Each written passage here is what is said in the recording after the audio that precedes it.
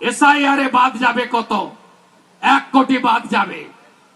SIR নিয়ে তৃণমূলের নেতা মন্ত্রীদের হুমকি হুঁশিয়ারির পাল্টা এসআইআর হলে কত নাম বাদ যাবে তা নিয়ে বিজেপির হেভিওয়েট নেতাদের ভবিষ্যৎবাণী অব্যাহত। এসআইআর এ বাদ যাবে কত? 1 কোটি বাদ যাবে মিনিমাম। আর শুরুতেই 29 লাখ বাদ চলে গেছে। 13 লক্ষ মৃত আধার ডিএক্টিভেটেড হয়েছে। বাঁচাবেন কি করে তৃণমূল?